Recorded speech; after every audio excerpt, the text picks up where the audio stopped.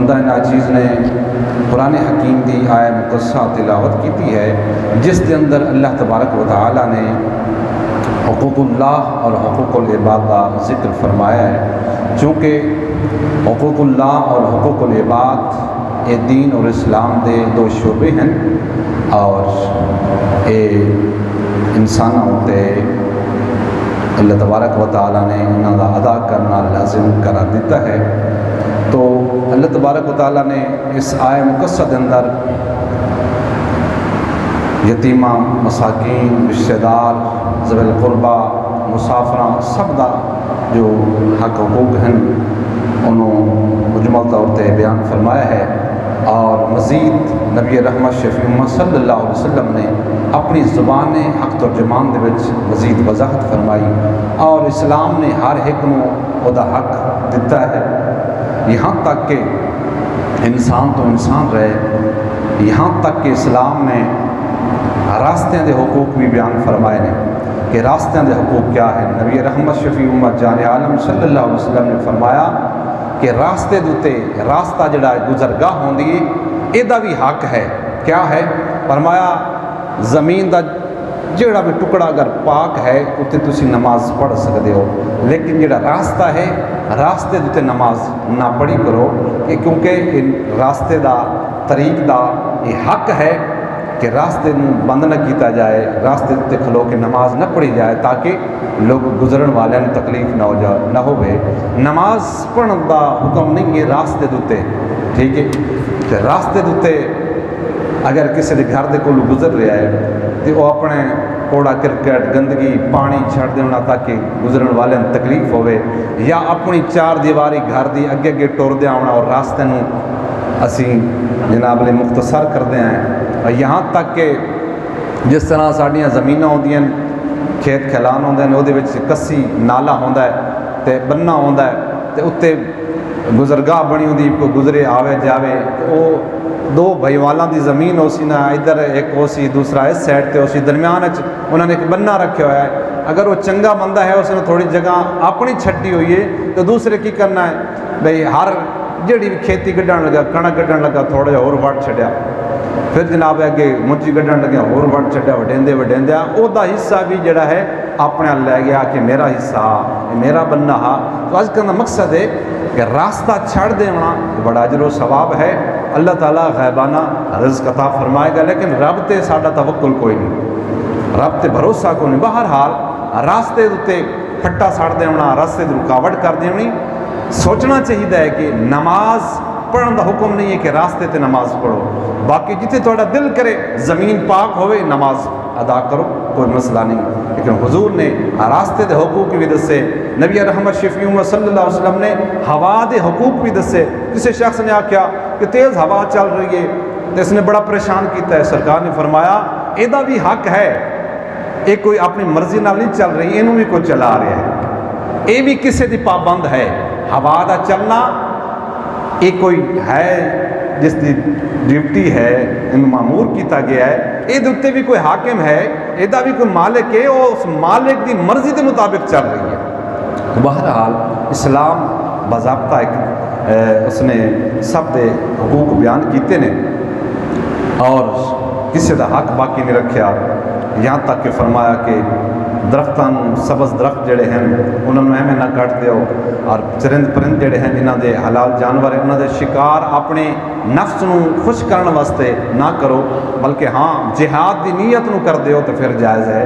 اگر تسی اپنے شوق پورا کرن واسطے اپنی لذت پوری کرن واسطے کر دو تو پھر او دا حکم بھی نہیں، کھیتیاں نو اجاڑن دا حکم نہیں ہے۔ تو الغرض اسلام نے ہر چیز دے حقوق بیان کیتے ہیں۔ تو اس مقام تے اللہ تبارک و تعالیٰ نے اپنے حق تو بعد وَاعْبُدُوا اللَّهَ وَلَا تُشْرِكُوا بِهِ شَيْئًا، میری عبادت کرو اور میرے نال کسی نو شریک نہ ٹھہراؤ۔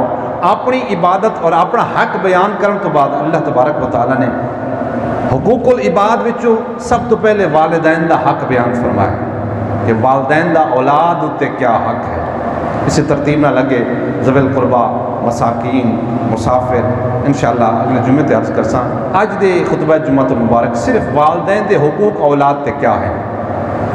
اللہ تبارک و تعالی جل جلالہ قرآن حکیم دے اندر ارشاد فرمایا کہ وبالوالدین احسانا، والدین دے نال اچھائی کرو، نیکی کرو۔ ایک ہوتا ہے نیکی دا بدلہ نیکی، اچھائی دا بدلہ اچھائی، تے ایک ہوتا ہے احسان۔ احسان ہوتا ہے، احسان دا معنی ہے کہ نیکی تو بدلے تو ود کے وہ دی خدمت کرنا۔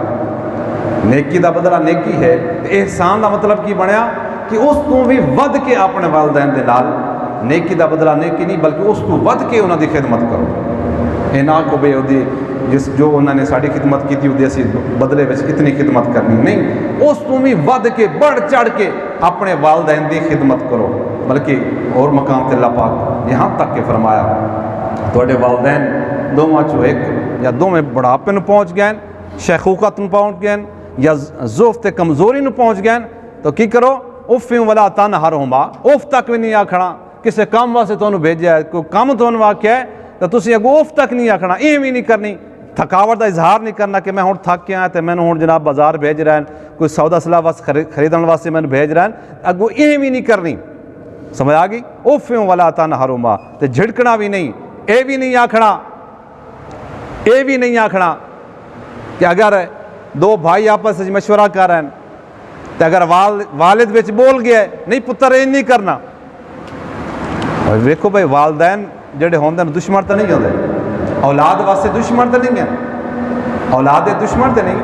اگر کوئی مشورہ دین دیں تو اپنی سمجھ دے مطابق وہ اس جڑا بھلائی والا ہے، اچھائی والا ہے، نفع والا دے رہے ہیں، بھاویں بڑھاپے چ ہیں، شیخوخت چ ہیں، لیکن اس کے باوجود اگر کوئی مشورہ دین دیں، اگر تمہیں پسند نہیں ہے تو انہوں ٹوکو نہیں بلکہ سن لو، جس دے وچ تمہیں نفع ہے، فائدہ ہے، تسی وہ کر لو۔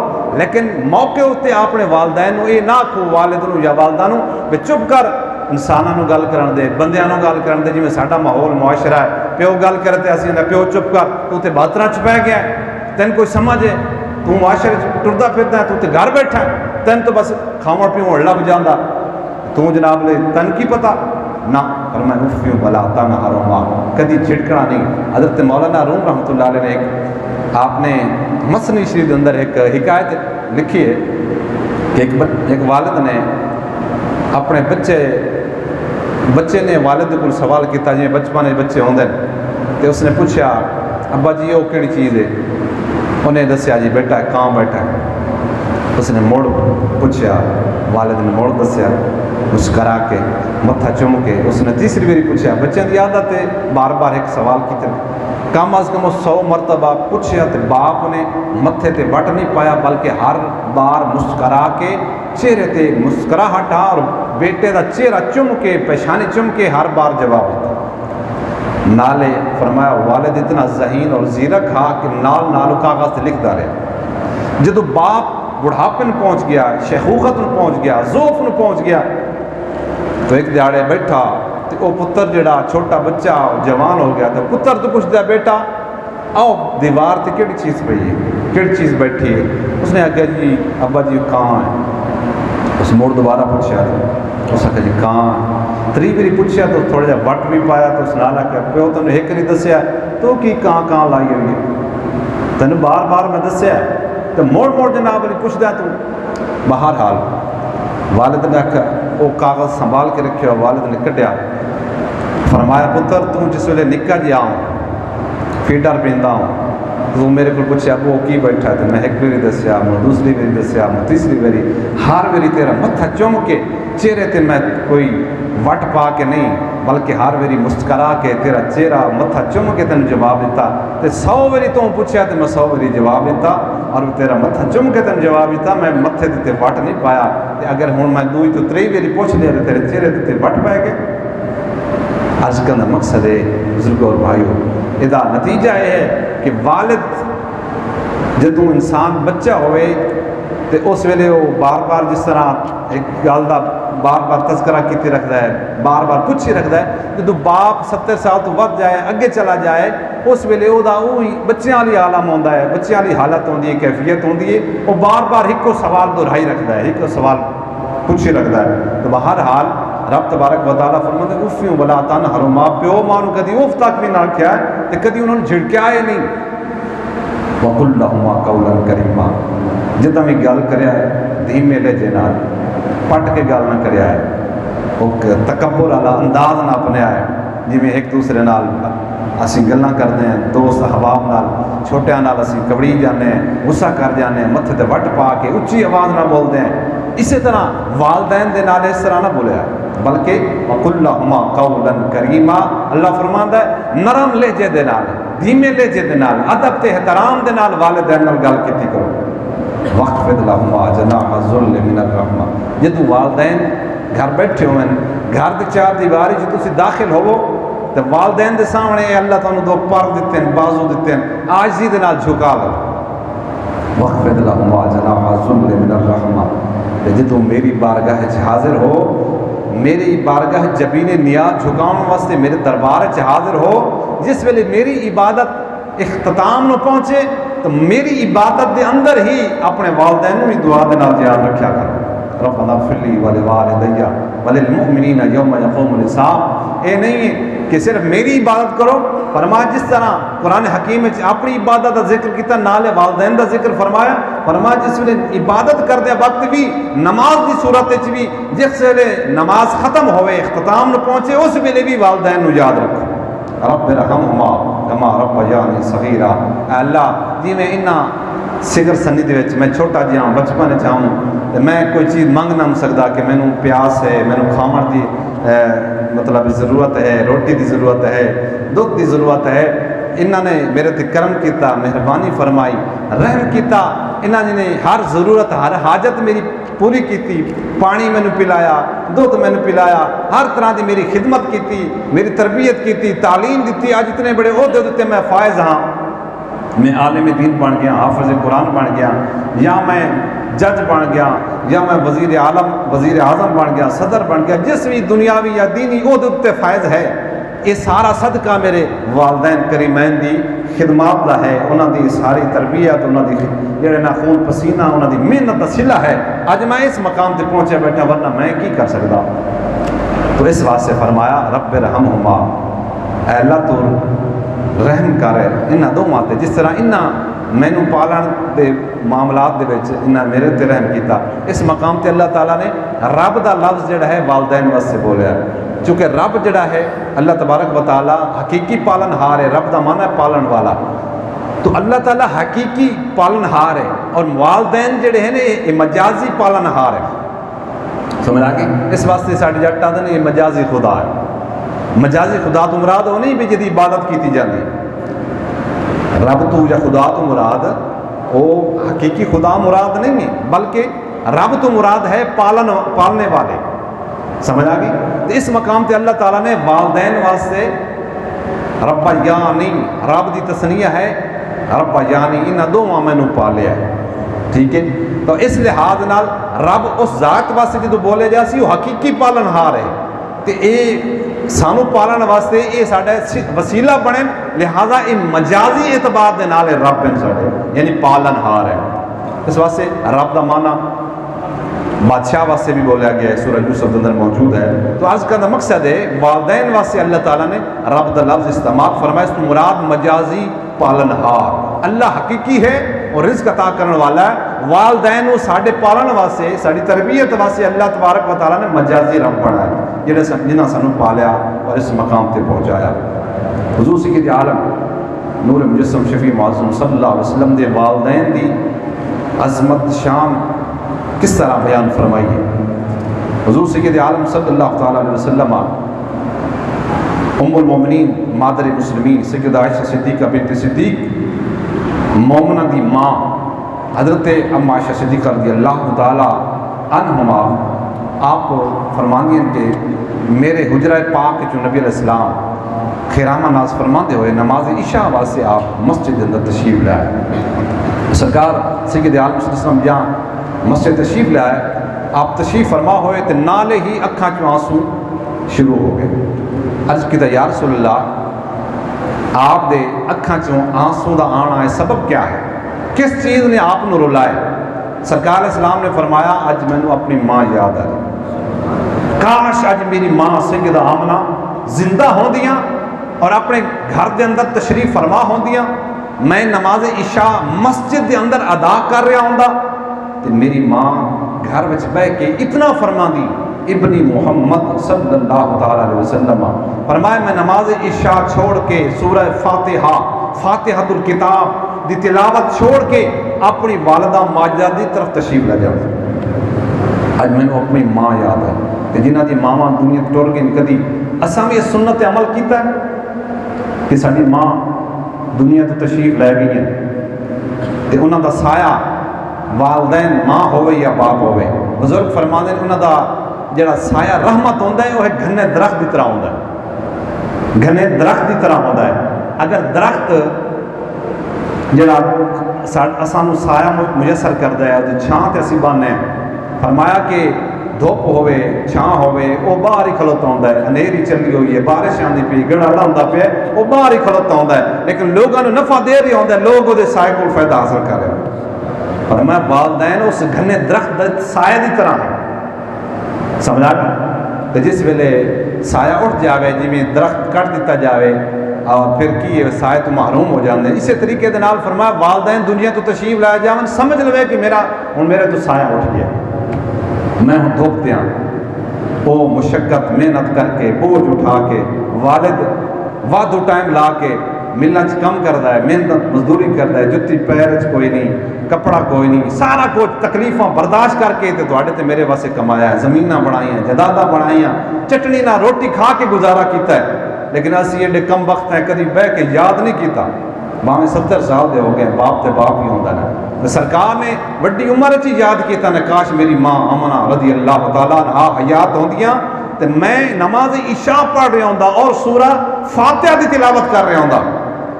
سورہ فاتحہ کی تلاوت کر دیں میں تلاوت چھوڑ کے اپنی والدہ ماجدہ دی بارگاہ تشریف لے جاؤں. تو اللہ دی محبوب الاسلام نے سانو والدین دی اہمیت دسی کہ ماں دی کیا شان ہے, باپ دی کیا شان ہے, انہاں دے کیا حقوق ہیں. نبی رحمت شفیع امت جان عالم علیہ السلام تو پوچھا گیا یا رسول اللہ ما حق الوالدین علی ولدہما, والدین دے اولاد تے کے حق ہیں. سرکار اسلام نے فرمایا ہما جنتوں کا و ہما ناروں کا, فرمایا او تواڈے دو میں جنت بھی ہیں تے دوزخ بھی ہیں. ہما جنتوں کا و ہما ناروں کا, او دو میں تواڈی جنت بھی ہیں تے دوزخ بھی ہیں.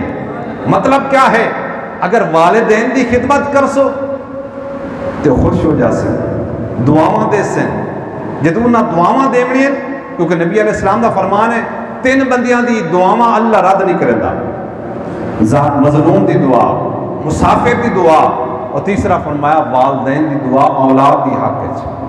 اولاد دی حق وچ والدین دی جڑی دعا ہے اللہ رد نہیں کردا. اسی پیراں وال جاندے ہیں, پیراں نوں جانا چاہیے, لیکن یاد رکھ لو جڑا ماں پیو دا پٹیا ہے, حدیث دے اندر موجود ہے, جڑا ماں پیو دا پٹیا ہے نہ او دے فرض قبول ہے نہ او دے نفل قبول.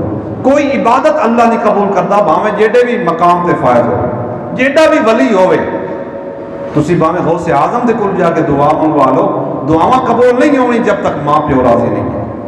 بلکہ بنی اسرائیل دے ایک ولی نے,